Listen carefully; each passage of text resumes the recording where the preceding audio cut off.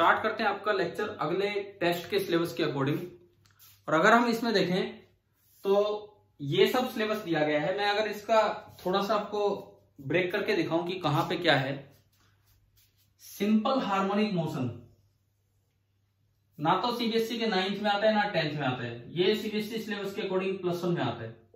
थोड़ा बहुत हो सकता है कि हमने 9th क्लास में पढ़ा हो, थोड़ा बहुत तो कुछ रिवीजन करेंगे। साउंड ये सीबीएसई सिलेबस के अकॉर्डिंग एक बार 9th में आता है और फिर दोबारा +1 में आता है। तो 9th में हम पढ़ चुके हैं, ये वाला पार्ट आ रहा है। सोर्सेज ऑफ एनर्जी अभी तक सीबीएसई सिलेबस में 10th में हुआ करता था, परंतु अब ये सिलेबस में नहीं है। आपने डिलीटेड पोर्शन देखे होंगे ना सिलेबस के, कौन कौन से पोर्शन डिलीट कर दिए गए, ठीक है, सीबीएसई सिलेबस से हटा दिए गए। ऑप्टिकल इंस्ट्रूमेंट्स में टेलीस्कोप एंड माइक्रोस्कोप ये तो होते ही 12th में थे, 10th में कभी नहीं हुए हैं। लेकिन जो ह्यूमन आई है वो 10th में आ जाया करता है, 10th + 12th। परंतु इस साल ह्यूमन आई भी हटा दिया। इस साल जो 30% रिडक्शन हुआ सिलेबस में, उसके अकॉर्डिंग ह्यूमन आई भी हटा दिया गया है। और जो हमारा अगले माइनर का सिलेबस है उसमें सारा कुछ आ रहा है, तो हमें 10th का कम और बाकी चीजें ज्यादा स्टडी करनी होंगी। इसके अकॉर्डिंग 10th का कम पढ़ना होगा, बाकी चीजें एनटीएससी के अकॉर्डिंग ज्यादा। और ये भी श्योर नहीं है कि इस साल एनसीईआरटी में एनटीएससी में चीजें आनी है कि नहीं, बिकॉज मैं उनकी बात कर रहा हूं जो डिलीट हो गए वो पोर्शन उनकी। जैसे सीबीएसई ने हटाया है तो हो सकता है कि एनटीएससी ना भी डाले, बट हम कोई श्योर नहीं है तो बोल भी नहीं सकते इस बारे में। तो इसीलिए हमें ह्यूमन आई तो पढ़ना पड़ेगा। सोर्सेज ऑफ एनर्जी एक ऐसा चैप्टर है जो पहले भी फिजिक्स में फिजिक्स की तरह कवर नहीं करवाया जा रहा था फॉर एनटीएससी, और इस साल तो ये 10th में भी हटा दिया गया है, तो हम इसको कवर इतना नहीं करेंगे। आपके इस टेस्ट में भी कोई चांस नहीं है कि कोई इस पे क्वेश्चन आएगा, पहले भी नहीं आते रहे इन पे। एक थ्योरेटिकल सा चैप्टर है जो बोर्ड एग्जाम के लिए बच्चे पढ़ते थे, ना कि एनटीएससी के लिए। टेलीस्कोप माइक्रोस्कोप थोड़ा थोड़ा पढ़ाएंगे हम आपको, और फिर इनका रिविजन भी, लेकिन दिन कम ही है हमारे पास। 10 तारीख को अगला टेस्ट ही है, तो मुश्किल से 10 ही दिन है। और दूसरी बात, पिछले टेस्ट से एक पार्ट हमारा बचा हुआ है प्रिज्म। प्रिज्म मैंने अभी आपको नहीं पढ़ाया, केवल वो डिस्पर्जन बताया था थोड़ा सा, उसकी क्वांटिटेटिव डिस्कशन पूरा बचा हुआ है। तो ये टेस्ट हो लेता है, ये टेस्ट होने के बाद हम एक पूरा चैप्टर की तरह प्रिज्म पढ़ रहे होंगे। प्रिज्म वाला पार्ट हमारा बचा हुआ है, वो हम तभी करेंगे। मैं कल सोच रहा था कि पहले वो करवाऊं, लेकिन फिर इतने दिन है, इतना सिलेबस है कि ये पूरा नहीं होगा, तो इसीलिए हमें इस सारे काम से आज शुरुआत कर लेनी चाहिए। तो आज के लेक्चर की शुरुआत हम करेंगे ह्यूमन आई से, और एक हम ह्यूमन आई का एक इंट्रोडक्शन ले रहे होंगे कि ह्यूमन आई में क्या क्या होता है, क्या नहीं होता है। अच्छा, दूसरी बात, कल बहुत से बच्चों ने क्लास अटेंड नहीं की थी। मैंने वीडियो लेक्चर डाला था उस टेस्ट के सॉल्यूशन का, तो क्या आप लोगों ने देख लिया? वो जिन्होंने कल क्लास अटेंड नहीं की थी उन्होंने वीडियो लेक्चर अटेंड किया है सॉल्यूशन का या नहीं?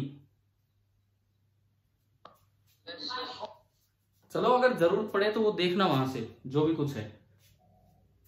और किसी बच्चे के 13 आउट ऑफ 13 आए हैं आपके सेक्शन से, F1 से, 10th F1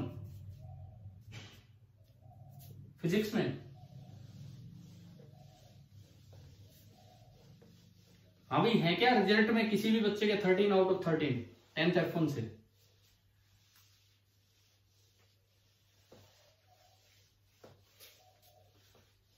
चलिए ठीक है, अभी हम स्टार्ट कर रहे हैं ह्यूमन आई। ऑप्टिकल इंस्ट्रूमेंट में पहली चीज, हमारी आंख खुद एक इंस्ट्रूमेंट का काम करती है, ह्यूमन आई। यहां से हम शुरुआत करते हैं। तो आप एक बार एक काम कर लीजिए, अपनी एनसीईआरटी बुक का चैप्टर नंबर 11 जहां से स्टार्ट होता है वो वाला पेज निकाल लो। चैप्टर 11। कितने पेज छोटे हैं? किसके लिए? प्रिज्म के लिए। पेजेस मत छोड़ो, एक भी पेज मत छोड़ो। Dispersion and prism, refraction through prism, अलग एक चैप्टर बना के इसके बाद पढ़ लेंगे। पेज इसलिए नहीं छोड़ दें, आपकी जो एनसीईआरटी की सीक्वेंस है, एनसीईआरटी की सीक्वेंस में आप देखोगे, बुक खोलो एक बार, ह्यूमन आई आएगा और उसके बाद प्रिज्म आना है। देखा है आपने? एनसीईआरटी की जो सीक्वेंस है उसमें ह्यूमन आई आएगा। इस टेस्ट तक हम ह्यूमन आई और ये पार्ट कवर कर रहे होंगे, और इस टेस्ट के बाद फिर हम जो सेकंड पार्ट है इस एनसीईआरटी चैप्टर का, तो आपको पेज छोड़ने की जरूरत नहीं है। ठीक है भाई? ठीक है, समझ में आ गया होगा, है ना? अब सुनो, बुक खोल लो जहां चैप्टर 11 स्टार्ट होता है, ह्यूमन आई। पहला ही टॉपिक है the human I, page number 186 के बाद। तो सबसे पहले हम इसकी थोड़ी स्ट्रक्चर जाने कि ह्यूमन आई किस तरह काम करती है, किस तरह से नहीं। इन जनरल आप अगर, भाई मैं बायोलॉजी तो पढ़ा नहीं रहा, ठीक है, आप बहुत डिटेल में ह्यूमन आई बायो में पढ़ लेंगे, अगर किसी भी क्लास में सिलेबस में होगा तो 11th में 12th में जब भी आप बायो लेंगे तो उसकी एग्जैक्ट स्ट्रक्चर तो वहां आएगी। हम ह्यूमन आई को पढ़ेंगे फिजिक्स के हिसाब से। और एक बात और ध्यान रखना, हम ह्यूमन आई पढ़ रहे हैं, हम कोई बफेलो आई नहीं पढ़ रहे हैं, काऊ आई नहीं पढ़ रहे हैं, कोई आउल आई नहीं पढ़ रहे हैं। ऐसा ना हो कि आपके सवाल जवाब अभी यूं आ जाए जी उल्लू की आंख कैसी होती, उसकी आंख कैसी होती, हम इतना नहीं जानते हैं ना उतना हम पढ़ रहे हैं, ठीक है ना। अगर आप आगे चल के स्पेशलाइजेशन करने लग जाओ, अपने वेट्स वाली लाइन में चले जाओ, वेटनरी वाली लाइन में, तो हो सकता है आप ये चीजें भी जान लो, लेकिन अभी हम शुरुआत करते हैं। इसे बोलते हैं आई बॉल। आई बॉल वैसे कंपनी का भी नाम है, इसे बोलते हैं आई बॉल। जो एक नॉर्मल आई बॉल है उसका जो साइज होता है, उसका जो डायमीटर होता है नियरली 2.3 सेंटीमीटर टू 2.5 सेंटीमीटर के आसपास होता है, थोड़ा बहुत तो वेरी करता ही करता है। ये बात ध्यान रखना, ये हमारे आंख है जो अंदर है, यहाँ जो अंदर है, इसका डायमीटर गलती से भी 25 सेंटीमीटर मत बोल देना, कई बार गलती हो जाती है। 25 सेंटीमीटर कोई और लेंथ होती है और हम इसे बोल देते हैं 25 सेंटीमीटर। अरे अगर 25 सेंटीमीटर ये नहीं है पूरा, 25 सेंटीमीटर की आंख होगी तो पता नहीं कहां निकल आएगी सर के पीछे से, समझ रहे हो कि नहीं, ठीक है। तो ये 2.5 सेंटीमीटर के आसपास होती है। यहां आंख में एक लेंस अरेंजमेंट होता है, यहां आंख में एक लेंस अरेंजमेंट होता है अंदर। ये सॉफ्ट लेंस होता है, कोई ग्लास का हार्ड लेंस नहीं होता है, जेली टाइप स्ट्रक्चर होता है, प्रोटीन्स का मिलकर बना होता है, इसे बोलते हैं crystalline lens. This is our crystalline lens made up of jelly like proteins, soft protein से मिलकर बना होता है। इस लेंस स्ट्रक्चर को यहां रोके रखने के लिए, इस लेंस स्ट्रक्चर को यहां रोके रखने के लिए कुछ मसल्स होते हैं, आंख के अंदर कुछ मसल्स होते हैं, क्या बोलते हैं इनको, कौन से मसल्स, कौन से, दोबारा बोलो, सिलियरी, ठीक है, सिलियरी मसल्स। ये आंख के अंदर मसल्स होते हैं। इन मसल्स के दो काम हैं। पहली बात, लेंस को अपनी पोजीशन में बना के रखना, नहीं तो क्या होता अगर ये मसल्स ना होते, लेंस गिरा रहता आंख में, कोई भी सामने से आ रहा होता तो हम कहते भाई रुकना एक बार, पहले लेंस सही करने दो, फिर हम देखते। कैसा होता है, किसी को देखने के लिए बार बार आंख को छेड़ना पड़ रहा है, ऐसा तो नहीं होता ना। तो इसका मतलब इन लेंस का एक काम तो है, सॉरी इन मसल्स का एक काम तो है लेंस को अपनी पोजीशन में मेंटेन रखना 24 घंटे। दूसरा और भी जरूरी काम, आप पास वाली चीज को देखते हैं वो भी आपको क्लियर नजर आ जाता है, आप दूर वाली चीज को देखते हैं वो भी आपको क्लियर नजर आ जाता है। तो इस अकोमोडेशन को, कि हर चीज को आप सहारा दे रहे हो, हर चीज को आप देख रहे हो अपनी स्क्रीन पे, इसे भी सिलियरी मसल्स की वजह से ये देन है, या पढ़ेंगे हम आगे अभी इस क्लास में। अच्छा, ये जो इस क्रिस्टलाइन लेंस से आगे वाला चेंबर है, इसे बोल देते हैं, ये जो दो चेंबर्स हैं, देखो क्रिस्टलाइन, ये पहले ये बताओ, ये आउटर मोस्ट पार्ट क्या होता है, सुना ये नाम, front transparent part, outer most part जो होता है दिस इज कॉर्निया। चलो मैं आपसे पूछता हूं, हमारी आंख में एक ब्लैक पोर्शन दिखता है और एक व्हाइट पोर्शन दिखता है ना, दिख ही रहा है सभी को। कॉर्निया कौन सा होता है, कॉर्निया कौन सा होता है, white. Cornea is the front transparent part of human I, front transparent part होता है ह्यूमन आई का। अब बताओ कॉर्निया कौन सा होता है, ब्लैक पार्ट की व्हाइट पार्ट, अगर व्हाइट पार्ट ट्रांसपेरेंट होता तो उधर की चीज देखने के लिए मुझे ब्लैक पार्ट को उधर घुमाना पड़ता है, इधर की चीज देखने के लिए मुझे ब्लैक पार्ट को इधर, फिर तो घुमाने की जरूरत ही नहीं होती, उस व्हाइट पार्ट से रे एंटर कर जाती। क्या व्हाइट पार्ट से रे एंटर कर पाती है हमारी आंख में, नहीं। आप जिधर ब्लैक पार्ट को करोगे वही चीज विजिबल होगी। तो जो कॉर्निया है वो व्हाइट पार्ट नहीं है, कॉर्निया कौन सा पार्ट होता है, ब्लैक वाला पार्ट। समझ में आया, ठीक है। आई बॉल में व्हाइट वाला पार्ट नहीं, ब्लैक वाला पार्ट। देखो आप अगर बायो में ह्यूमन आई पढ़ेंगे तो वहां पढ़ाया जाएगा कि जो व्हाइट पार्ट है दिस इज स्क्लेरा। अब हम उन डिटेल्स में नहीं जा रहे हैं कि स्क्लेरा का क्या काम है क्या नहीं है, तो उन चीजों पे हम नहीं जा रहे। SCLERA स्क्लेरा, उन पे हमें नहीं जाना, हमारे काम का यही है ब्लैक पोर्शन, कॉर्निया। अच्छा, ये जो मसल्स हैं इनके आगे इन मसल्स के आगे एक छोटा सा सिलरी मसल से आगे ये पार्ट होता है, एक डायफ्राम होता है, एक डायफ्राम होता है जिसमें कुछ पिगमेंट्स होते हैं, कलर्ड पिगमेंट्स। इसको क्या बोलते हैं, इस पोर्शन को? आइरिस। इसके अंदर कलर्ड पिगमेंट्स होती हैं। और जो आपने सुना होगा जैसे black eyes, brown eyes, even blue eyes, तो आंख में पूछे आपसे कि वो कलर किसका है, क्या ये व्हाइट वाला पार्ट ब्लैक ब्लू ब्राउन हो जाता है, या ये बीच वाला ब्लैक वाला जो पार्ट हम बोलते हैं इसमें वो दिखता है?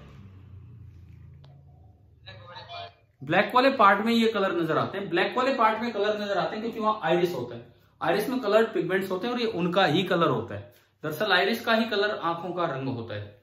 और आइरिस के बीच में एक सर्कुलर ओपनिंग होती है जिसका साइज आइरिस कंट्रोल करता है, और इस ओपनिंग को क्या बोलते हैं?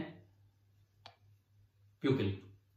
आप अगर अपने आंख का कॉर्निया ध्यान से कभी देखोगे, मिरर में ही दिख जाए शायद, तो इवन आपको नजर आ जाता है कि उसमें कुछ कलर्ड पिगमेंट्स हैं और बीच में और भी छोटा सर्कल सा नजर आएगा। तो ये आपका होता है प्यूपिल। प्यूपिल के साइज को कंट्रोल करता है आइरिस। अभी लेंगे इसका एग्जांपल भी। अच्छा, सिलरी मसल्स और कॉर्निया के बीच का जो पोर्शन है उसे बोलते हैं एंटीरियर चैम्बर। रुको एक मिनट, इसे बोलते हैं एंटीरियर चैम्बर। और ये जो पीछे वाला पोर्शन है इसे बोलते हैं पोस्टीरियर चैम्बर। आज भी सुनो, आज लिखने का काम कम है, आप समझो बस जो मैं समझा रहा हूं उन चीजों को। ये एंटीरियर चैम्बर, ये पोस्टीरियर चैम्बर। एंटीरियर चैम्बर के अंदर एक लिक्विड भरा होता है जिसे बोलते हैं अक्वस ह्यूमर, बुक में दिया होगा। और यहां एक लिक्विड भरा होता है जिसे बोलते हैं विट्रेस ह्यूमर, मिला हो बुक में ये नाम आपको? Aqueous humour, vitreous humour. Vitreous humour थोड़ा गाढ़ा होता है, अक्वस ह्यूमर थोड़ा पतला होता है, इस तरह का डिफरेंस होता है इनमें। अच्छा, अब आते हैं स्क्रीन पे। ये जो स्क्रीन है पीछे जहां इमेज बनेगी उसे क्या नाम दिया जाता है? रेटिना। ये जो स्क्रीन है उसे रेटिना बोलते हैं। उस पे दो तरह के सेल्स होते हैं, कुछ रोड टाइप के होते हैं और कुछ कोन टाइप के होते हैं। ये तो रोड्स हैं, ये शेप के अकॉर्डिंग नाम है। ये जो सेल्स हैं, rod cell and cone cell, दरअसल अगर बहुत ही अच्छे माइक्रोस्कोप से देखा जाए तो इनकी शेप है जो ऐसी है। और यहां से ब्रेन तक मैसेज पहुंचाने के लिए जो नर्व्स होती हैं उन्हें क्या बोला जाता है? Optic nerves. 10th क्लास में आपने पढ़ा है कंट्रोल एंड कोऑर्डिनेशन बायो में। ये कंट्रोल एंड कोऑर्डिनेशन जो चैप्टर है ये किस में काउंट होता है? जूलॉजी, बॉटनी, कौन से पार्ट में? आपने पढ़ा भी तो होगा, किसने पढ़ा है? चलो ठीक है। तो जो कंट्रोल एंड कोऑर्डिनेशन उसमें पढ़ा होगा कि हमारा ब्रेन तक ना इलेक्ट्रिकल इंपल्सिस जाते हैं, करंट जाते हैं, छोटे छोटे माइक्रो एम्पियर के करंट जाते हैं, उनसे संदेश पहुंचता है आंख से और ब्रेन तक। इस तरह का काम होता है। और फिर ब्रेन ही रेगुलेट करता है हर चीज को कि क्या करना है क्या नहीं करना है।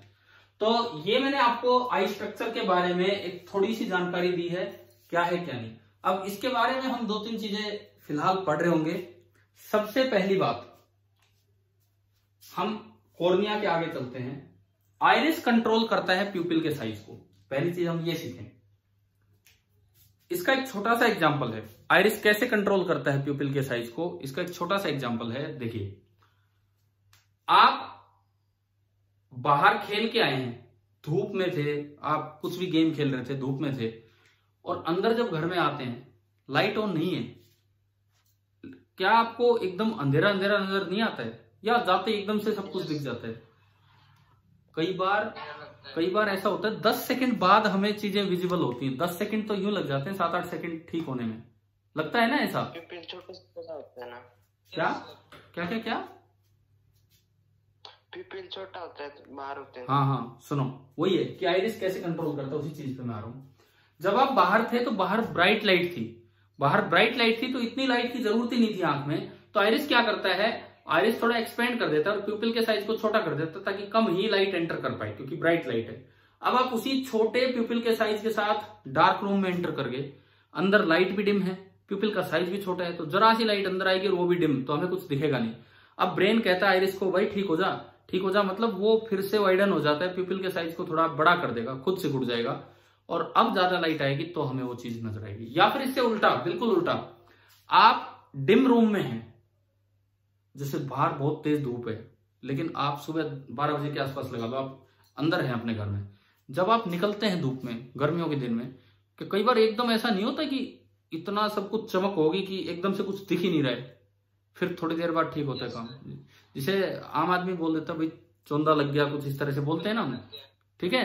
तो वहां क्या होता है, जब आप अंदर थे तो प्यूपिल का साइज बड़ा था क्योंकि डिम लाइट थी, उतने बड़े साइज को लेके आप बाहर निकल गए तो आंख फूट जाएगी, इतना इतना रोशनी आ गई एकदम से। तो अब फिर से आइरिस कंट्रोल करता है, तो वो थोड़ा सा टाइम ले जाता है। तो ये जो दो कॉमन ऑब्जर्वेशंस हैं ये हमें क्लियर करती हैं कि iris controls the size of प्यूपिल। पहले ये बताओ, ये वाली बात आ गई समझ में? ठीक है, उसके बाद आगे चलते हैं। अब बात आती है ये रोड्स एंड कोन्स। पहले मैं इधर आता हूं। रेटिना पे जो इमेज बनती है, ऊपर नीचे दोनों साइड होते हैं रोड्स कोन्स, इनका क्या क्या काम होता है? रोड्स का क्या काम होता है और कोन सेल्स का क्या काम होता है? रोड सेल बताओ, इमेज का क्या पता लगाते हैं?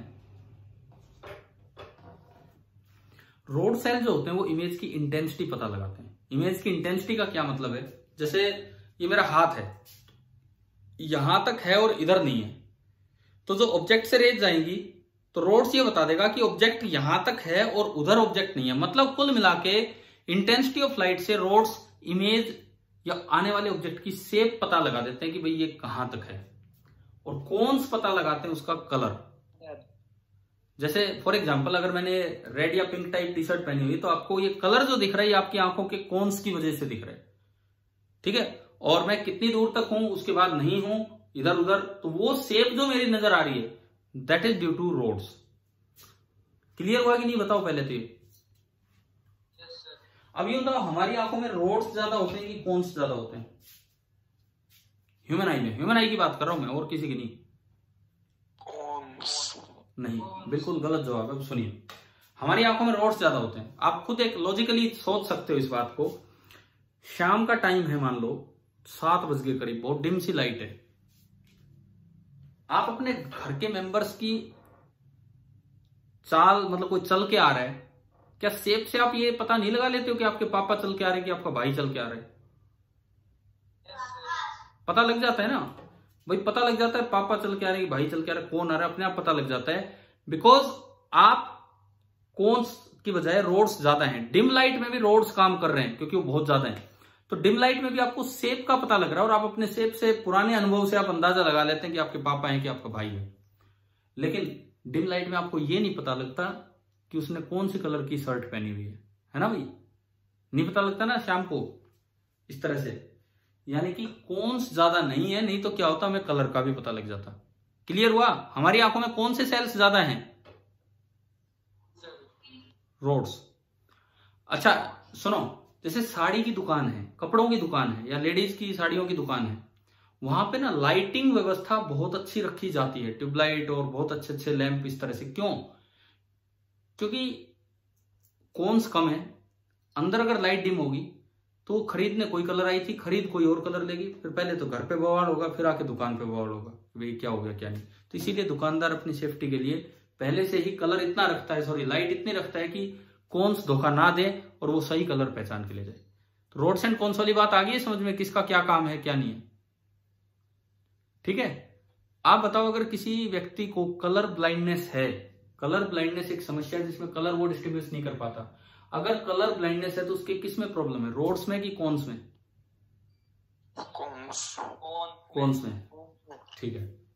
दूसरी बात, ये ह्यूमन आई की बात हो रही है, बहुत से ऐसे जीव हैं जिनमें कुछ अलग होता है। चलो मैं आपसे एक सवाल पूछता हूं, आप बताओ, आपने सुना है कि मुर्गे जल्दी उठते हैं? Yes sir. सुना है मुर्गे 4 बजे Yes, कुकड़ू करने लग जाते हैं? क्यों? इसका कारण क्या है, मुर्गे जल्दी क्यों उठते हैं? ऑप्टिक्स से रिलेटेड है।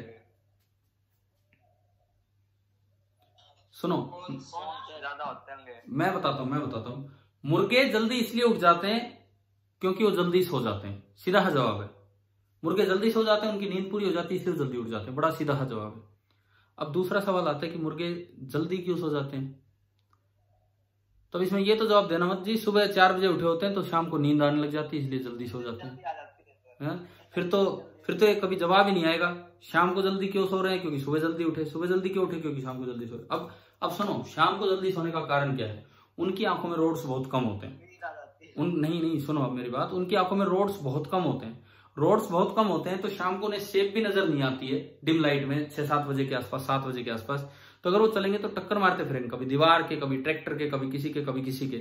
तो उन सब मुर्गों ने मिलके डिसाइड किया कि भाई हमारी फायदा इसी में है कि हम जल्दी सो जाएं। पता नहीं कब से, और तब से वो जल्दी ही सो रहे हैं और इस वजह से जल्दी ही उठ रहे हैं।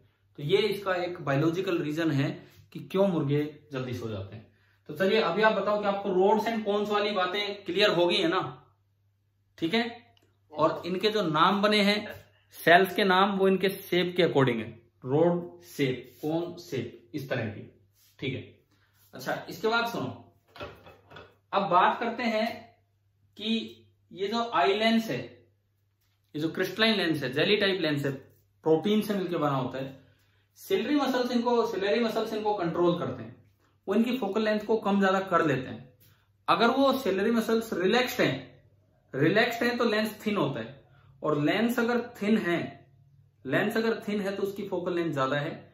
अगर सिलेरी मसल्स लेंस को दबाते हैं तो थोड़ा थिक होने लगता है, लेंस जब थिक होने लगता है तो उसकी फोकल लेंथ कम हो जाती है, ठीक है। ये बात याद रखना, लेंस थिन है तो उसकी फोकल लेंथ ज्यादा है, और अगर लेंस थिक होने लगा तो उसकी फोकल लेंथ कम हो जाएगी। अब ये फोकल लेंथ कम ज्यादा क्यों करवाते हैं सिलेरी मसल्स, इसका भी एक विशेष कारण है, सबको अकोमोडेट करना मतलब चाहे कोई कहीं हो, आप पास वाली चीज को भी देख लें, आप दूर वाली चीज को भी देख लें। तो देखो अब एक चीज हम समझें, आपने ये पढ़ा कि लेंस फॉर्मूला होता है 1/v + 1/u = 1/f। यहां से आया 1/v = 1/f - 1/, सॉरी मैं ठीक करता हूं, लेंस फॉर्मूला में यहां माइनस आता है कि उधर जाके प्लस हो गया, 1/u + 1/f। अब आप एक बात बताओ, एक ऑब्जेक्ट पास है और एक ऑब्जेक्ट दूर है, क्या u दोनों के लिए अलग होगा कि नहीं होगा? आंख से एक ऑब्जेक्ट पास और एक ऑब्जेक्ट दूर है, तो क्या u दोनों के लिए अलग होगा या सेम होगा? अलग होगा। तो u अलग होगा तो इस इक्वेशन से क्या नजर आता है, v भी अलग होगा। भाई u चेंज हो रहा है तो v भी चेंज होगा, v डिपेंड कर रहा है ना u पे, ठीक है। और अगर v चेंज हो गया तो गड़बड़ हो जाएगी, कभी तो इमेज रेटिना पे बनेगी, कभी इमेज रेटिना पे नहीं बनेगी। तो कभी तो हमें वो चीज नजर आएगी, कभी नहीं, मतलब फिर तो एक फिक्स डिस्टेंस की चीज ही नजर आ पाएगी, जबकि ऐसा नहीं होता। हमारी आंख तो, हम तो दूर के ऑब्जेक्ट को भी देख लेते हैं। आप क्लास में बैठे हो, पिछली सीट पे आप बैठे हो, आपको टीचर भी नजर आ रहा होता है, और आप बीच वाले किसी बच्चे को देखते हो, वो भी नजर आ रहा होता है। तो मतलब u अलग अलग होने के बावजूद v आपके रेटिना पे बन रहा है, इमेज आपके रेटिना बन रहा है, तो v फिक्स है लगभग 2.5 सेंटीमीटर। तो असल में क्या होता है, हमारा ब्रेन इस चीज को कंट्रोल करता है, वो सिलेरी मसल्स को आदेश देता है कि जैसे ही u चेंज हो आप f को चेंज कर लो, आप लेंस को दबा लो या लेंस को रिलैक्स करवा लो, मतलब खुद रिलैक्स हो जाओ, ताकि f इस तरह चेंज हो ताकि ये कॉम्बिनेशन हर बार v का आंसर नियरली कितना दे, जहां आपका रेटिना है नियरली 2.5। अब क्या होगा, जैसे जैसे आप u को चेंज करोगे, सिलेरी मसल्स लेंस की फोकल लेंथ को चेंज कर देते हैं, इस तरीके से चेंज कर देते हैं ताकि हमेशा हर बार v की वैल्यू फिक्स आए, और इसीलिए आप दूर तक की चीजें भी देख लेते हैं और पास तक की चीजें भी देख लेते हैं। इस पावर को बोलते हैं पावर ऑफ अकोमोडेशन। आप बताएं कि पावर ऑफ अकोमोडेशन ऑफ आई का क्या मतलब है, कि आपको ये समझ में आया कि नहीं आया? हाँ जी बोलो, पावर ऑफ अकोमोडेशन का फिजिकल मीनिंग क्या है, क्वालिटेटिव मीनिंग क्या है, क्या क्लियर हो गया है ना अभी तो? ठीक है, तो सिलेरी मसल्स के दो काम, it keeps the lens in its position and it continuously keeps on changing the focal length of the eye lens so that all the things are visible, इस वजह से, ठीक है। अब हम सीखें कि क्वांटिटेटिवली पावर ऑफ अकोमोडेशन कितनी है। क्वालिटेटिवली तो मैंने आपको बता दिया क्या है क्या नहीं है। अब हम ये चीज सीखें कि क्वांटिटेटिवली पावर ऑफ अकोमोडेशन कितनी है। अब हम उस चीज पे आते हैं, क्वांटिटेटिवली कैसे सीखें। एक बार वो केस लो जब बहुत दूर तक की चीज भी नजर आ रही है आपको, और एक वो केस जब बिल्कुल पास वाली चीज बस यहां तक मैं देख पा रहा हूं, इससे आगे नहीं। तो इसके लिए मैं आपको एक रेंज ऑफ विजन दिखाता हूं ह्यूमन आई की।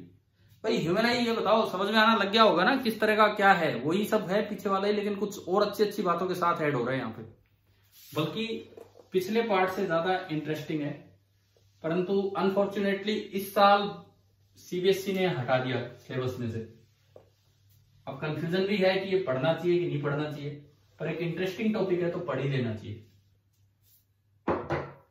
अब मैं आपको पावर ऑफ अकोमोडेशन कैलकुलेट करना सिखा रहा हूं कि ह्यूमन आई की पावर ऑफ अकोमोडेशन कितनी है।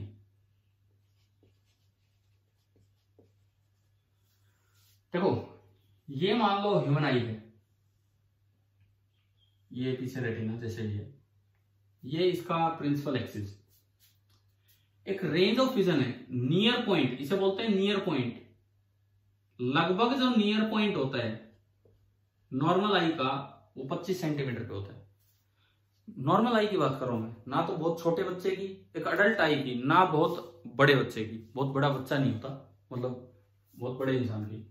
तो 25 सेंटीमीटर पे नॉर्मल नियर पॉइंट है, this is called near point, and this is known as least distance of distinct या clear vision. Least distance of clear vision कि भाई इससे पास अगर आप ऑब्जेक्ट ले आए ना तो मेरी रेटिना पे इमेज नहीं बनेगी और मुझे वो चीज नजर नहीं आएगी। देखो अगर बुक आप बहुत पास रखते हो तो पढ़ना मुश्किल हो जाता है। कोई कहे मैं पढ़ देता हूं, तो आपने दूर से देख लिया वो ए बी लिखा हुआ है, पास ले आए बोले पढ़ो, तो बोले यार अब तो बता ही दोगे, आपको दिख रहा वो ए बी है। लेकिन अगर वैसे आप पास रखते हो तो आपको एकदम से विजुअल नहीं होता है। लेकिन जो आंख का फार पॉइंट है, फोकस नहीं, मैं फार पॉइंट की बात कर रहा हूं, एक नॉर्मल आई का फार पॉइंट लगभग कहां होता है, इंफिनिटी पे। नियर पॉइंट तो होता है 25 सेंटीमीटर पे, और जो फार पॉइंट होता है वो जाके होता है इंफिनिटी पे। दूर तक की चीजें आपको नजर आ जाती है, फिर दिल्ली क्यों नहीं दिख रही यहां से? हाँ भाई जब इंफिनिटी पे ही फार पॉइंट है फिर दिल्ली नजर क्यों नहीं आ रही यहां से? धरती गोल है। हाँ, इसका एक रीजन यही है कि धरती गोल है, थोड़ी दूर में जाके वो मुड़ जाती है, कर्व यूं हो जाएगा तो पता नहीं किस साइड में है दिल्ली, हमें वो इतना नजर नहीं आता है। ठीक है, अब सुनो, अब मैं बात करता हूं पावर ऑफ अकोमोडेशन की। ये जो पार्ट है this is known as range of vision. अब हम कैलकुलेट करेंगे कि पावर ऑफ अकोमोडेशन कितनी है। ये रेंज ऑफ विजन है। देखो जब बहुत दूर ऑब्जेक्ट रखा होता है फार पॉइंट पे, तो eye muscles, ciliary muscles relaxed होते हैं। रिलैक्स्ड होते हैं तो आई लेंस, जो क्रिस्टलाइन लेंस वो थिन होता है। थिन होता है तो उस वक्त उसकी फोकल लेंथ मैक्सिमम होती है। तो मैं दोनों केसेस आपको दिखाऊंगा। Case first, if object is at far point,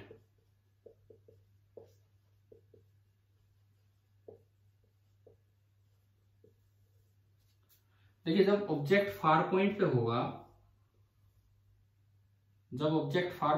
तो इंफिनिटी से रेज आएंगी क्योंकि इंफिनिटी से है, और इमेज बननी है जाके रेटिना पे, और रेटिना हमारा लगभग 25 सेंटीमीटर, सॉरी 25 नहीं, इतनी बड़ी तो आई बॉल ही नहीं है, 2.5 सेंटीमीटर पे। मुझे इस वक्त इसकी फोकल लेंथ निकालनी है, ये मैक्सिमम होगी। बताओ इस वक्त इसकी फोकल लेंथ कितनी है, इस आई लेंस की फोकल लेंथ इस समय कितनी है बताएं? अच्छा चलो आप लेंस फॉर्मूला लगा लो, 1/v minus 1/u is equal to 1/f। v कितना, 2.5, u इंफिनिटी, अभी ऑब्जेक्ट इंफिनिटी पे है, 1/f है, f मैक्सिमम, तो 1/इंफिनिटी तो 0 हो गया। तो इसको सीधा करोगे तो f मैक्सिमम कितना निकल के आया, f मैक्सिमम आपका आया 2.5 सेंटीमीटर। बताओ भाई क्या ये समझ में आया, f मैक्स कितना आया? Yes sir. आप ये चीज डायरेक्टली भी लिख सकते थे, बिकॉज पैरेलल रे जाके मिलती ही कहां है, अगर पैरेलल रे आती प्रिंसिपल एक्सिस के तो मिलती कहां है वो जाके एक लेंस के फोकस पे। तो इसमें आप डायरेक्ट भी बोल सकते थे कि फोकल लेंथ 2.5 सेंटीमीटर। इसको मीटर में कन्वर्ट कर लो, f मैक्सिमम निकल के आया 2.5 सेंटीमीटर। इसको मीटर में कन्वर्ट करना है तो 100 से डिवाइड कर दो, 2.5/100 मीटर, 0.025, 25/1000 मीटर, और यू कैन से 1/40 मीटर। क्या है, आया यहां तक समझ में? ठीक है, अब मैं आई लेंस की पावर की बात करता हूं। क्या हमने पढ़ा है पावर होती है 1/4 फोकल लेंथ? Yes sir. तो जब फोकल लेंथ मैक्सिमम है तो पावर मिनिमम होगी। तो इसको मीटर में बदलते हैं, क्योंकि ये रेसिप्रोकल में आ रहा है तो मिनिमम होगी। मीटर में बदला आपने तो ये पावर मिनिमम आ गई 40 डायोप्टर। पहले आप ये बताओ, क्या ये केस समझ में आया कि आई लेंस की जो मिनिमम पावर है दिस इज 40 डायोप्टर। क्लियर है सभी को? ठीक है। अब आप लेंगे केस नंबर सेकंड, जब ऑब्जेक्ट नियर पॉइंट पे। Case second, if object is at near point, उस वक्त आई मसल्स थोड़े टेंस्ड होंगे, टेंशन में होंगे तो दबा देंगे लेंस को, उससे लेंस थोड़ा सा थिक हो जाता है और जिससे उसकी फोकल लेंथ चेंज हो जाएगी, कम हो जाएगी। लास्ट वाला केस वो है जब बिल्कुल आप नियर पॉइंट पे ले आए। नियर पॉइंट मतलब 25 सेंटीमीटर पे आप ऑब्जेक्ट ले आए, तो अब जो इमेज है वो बनेगी जाके रेटिना पे। रेटिना तो 2.5 सेंटीमीटर पे ही है, तो आपने फिर से लेंस फॉर्मूला लगाया और इस वक्त फोकल लेंथ मिनिमम होगी। इस वक्त फोकल लेंथ जो है वो मिनिमम होगी। आपने फिर से लेंस फॉर्मूला लगाया 1/v, v तो वही है, v चेंज नहीं हुआ है 2.5 माइनस 1/u। u बताओ इस डायग्राम को देख के कि u कितना है इस लेंस के लिए। -2.5। ये 2.5 है। नियर पॉइंट कितनी दूर है? नियर पॉइंट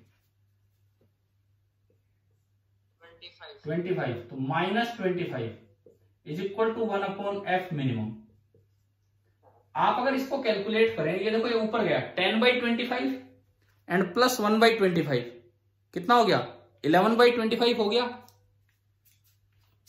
हमें बताओ 10/25 plus 1/25, 11/25 is equal to 1/f minimum. और यहां से f मिनिमम सेंटीमीटर में कितना आया? 25/11 सेंटीमीटर आ गया कैलकुलेट करना। अब इधर देख लो आप, f मिनिमम सेंटीमीटर में आया 25/11 सेंटीमीटर। मीटर में कन्वर्ट करना है तो इसे 100 से डिवाइड कीजिए। तो मीटर में कन्वर्ट किया आपने, 100 से डिवाइड किया तो 1/44 मीटर। तो जब फोकल लेंथ मिनिमम है तो पावर मैक्सिमम होगी। तो जब पावर मैक्सिमम है आई लेंस की 1/, फोकल लेंथ मिनिमम, तो इसको जब सीधा करोगे तो हो गया 44 डायोप्टर। हाँ जी भाई बताओ, क्या ये समझ में आया यहां तक कैसे हमने दोनों बार पावर निकाली है? देखो ये कैलकुलेशन बड़ी इंपॉर्टेंट है, इससे आई लेंस का पूरा वेरिएशन समझ में आता है। तो अगर कोई आपसे क्वांटिटेटिव वैल्यू पूछ ले कि जो आई की जो पावर ऑफ अकोमोडेशन उसकी वैल्यू कितनी है, तो उसकी वैल्यू का मतलब है डिफरेंस कितना है पी मैक्स और पी मिनिमम में। अकोमोडेट करने के लिए, दुनिया भर की चीजों को रेटिना पे अकोमोडेट करने के लिए, हमारी आंख पे सहारा देने के लिए कि हमें वो दिख जाए, वो वेरिएशन कितना देती है पावर में। तो 40 डायोप्टर से 44 डायोप्टर। तो बताओ पावर ऑफ अकोमोडेशन की क्वांटिटेटिव वैल्यू कितनी है ह्यूमन आई की? 4 डायोप्टर। ठीक है ना, इनका जो डिफरेंस है दैट इज 4 डायोप्टर। अगर पावर ऑफ अकोमोडेशन की क्वालिटेटिव बात करें तो इसका मतलब था कि दूर हो या पास हो सबको सहारा देना, सबको रेटिना पे जगह देना इमेज को। और अगर उसकी क्वांटिटेटिव वैल्यू की बात करें तो आपको शायद ये वैल्यू दोनों बार याद होगी होंगी। कैसे हमने कैलकुलेट की? जब दूर है ऑब्जेक्ट, आई मसल रिलैक्स्ड है, लेंस थिन है, फोकल लेंथ मैक्सिमम है, पावर मिनिमम है 40 डायोप्टर। जब पास आ गया बिल्कुल नियर पॉइंट पे तो आई मसल टेंस्ड होंगे, लेंस थिक हो जाएगा, फोकल लेंथ कम हो जाएगी, मिनिमम हो जाएगी और पावर मैक्सिमम हो जाएगी। और वो पावर आपकी है 44 डायोप्टर। तो ये भाई पावर वगैरह कैलकुलेट करना शायद आपको आ गया। अब आप ये सुनो, आपकी बुक में चैप्टर 11 जहां स्टार्ट होता है, चैप्टर 11 जहां स्टार्ट होता है, ये पेज नंबर 188 पूरा, और पेज नंबर 189 पे why do we have 2 eyes for vision, do you know, ये पढ़ना है आपको। इसमें 189 पे एक आखिरी बात मैं बस डिस्कस करता हूं, टाइम पूरा होने वाला है आपका मीटिंग का। Why do we have 2 eyes for vision? भगवान ने एक आंख क्यों नहीं दी हमें, 2 आंखें क्यों दे रखी? और 2 आंख भी ऐसे दे दी आगे। सुनो, अगर भैंस की तरह, गाय की तरह आंख होती है एक इधर तो हम दूर तक की चीजें देख लेते। और दोनों आंख आगे रख दी तो बस आगे आगे की चीज देख पाते हैं, पीछे तो देख ही नहीं पा रहे। अगर एक इधर होती तो हम दूर तक की चीजें देखते। तो आप ये डू यू नो वाला पार्ट स्टडी करना। डू यू नो दोनों, एक पहले में दिया है उसमें तो प्यूपिल का साइज कैसे कंट्रोल करता है इस वो है, और दूसरे में हमें 2 आंखें क्यों दी है। तो आप दूसरे वाले डू यू नो जो पेज नंबर 189 पे है वहां तक पढ़ के रखना। चलिए ह्यूमन आई आ गया होगा आज जो पढ़ा है वो समझ में, ठीक है? Yes sir. तो ठीक है, अपना रिवाइज करना।